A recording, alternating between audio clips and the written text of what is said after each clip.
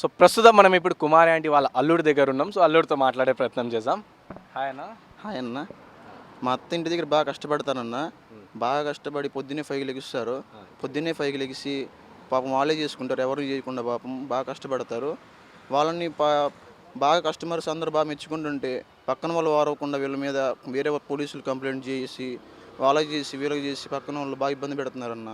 పాపం ట్రాఫిక్ పోలీసులు కూడా వీళ్ళ మీద బాగా కక్ష పట్టారన్న. బాగా చేస్తారు ఆ అత్త వాళ్ళు.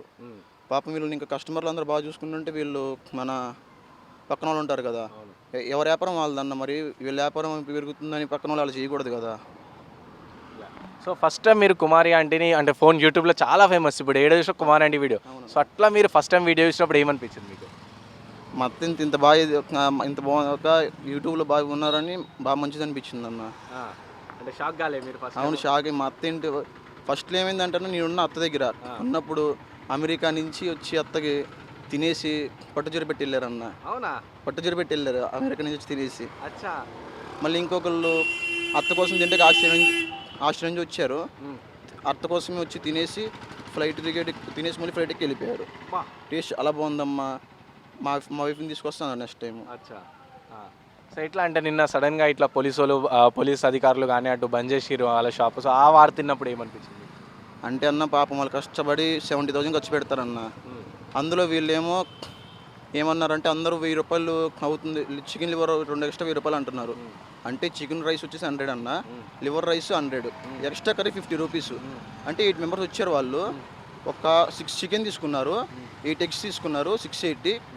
ఇంకొక మటన్ రైస్ తీసుకున్నారు 200, 860 అయింది కదా. 860 అత్త ఇంకా 2 లివర్లు ఎక్స్ట్రా కాబట్టి 1000 అని చెప్పారు.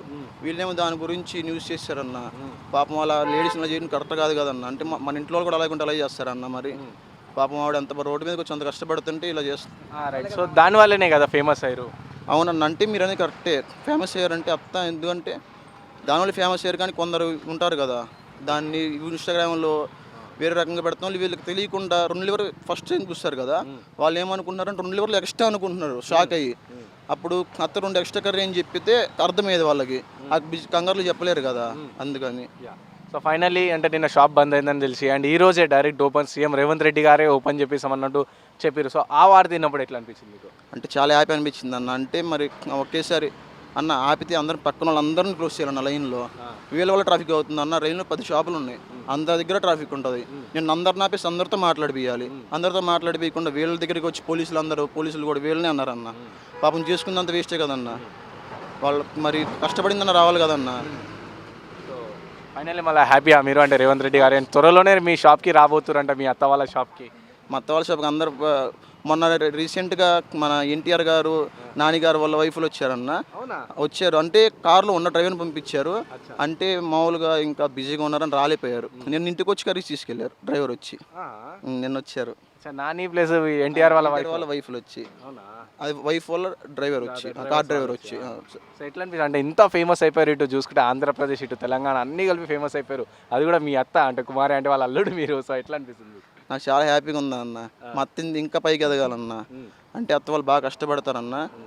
వాళ్ళ పిల్లలకు కూడా మంచి మంచి జాబ్స్ రావాలని కోరుకుంటున్నాను. సో ఇది కుమారి ఆంటీ వాళ్ళ అల్లుడు చెప్తున్న పరిస్థితి. ఏంటంటే తను కూడా అంటే చాలా కష్టపడుతుంది. మా అత్త ఆంటీ నేను స్టార్టింగ్లో కూడా నా ఏదైతే 2 లివర్లకు 1000 రూపాయలు అనే బిల్లు ఏదైతే ఫేమస్ అయిందో, సో అప్పుడు నేను ప్రత్యక్షంగా అక్కడనే ఉన్నా. సో దానికి సంబంధించిన లెక్కలు కూడా ఇప్పుడు చెప్పడం జరిగింది. అండ్ అలాగే చాలా వరకు ఇటు సెలబ్రిటీస్ కూడా అటు ఆస్ట్రేలియా నుంచి కానీ ఇటు అమెరికా నుంచి వచ్చి తను పట్టుచీర కూడా పెట్టిరని చెప్పేసి సందర్భంగా చెప్పారు. అండ్ నాని ఇటు ఎన్టీఆర్ వాళ్ళ వైఫ్స్ కూడా వచ్చి అంటే వాళ్ళ కార్ డ్రైవర్స్ వచ్చి ఇక్కడ నుంచి కర్రీస్ తీసుకెళ్ళి వాళ్ళకి దింపేయడం అంటే. సో ఇట్లా చాలా వరకు అంటే చాలా కష్టపడతారు అండ్ సపోర్ట్ చేయాలి గవర్నమెంట్కి. అండ్ గవర్నమెంట్ కూడా థ్యాంక్స్ అని కుమారి ఆంటీ వాళ్ళ అల్లుడు చెప్పడం జరుగుతుంది.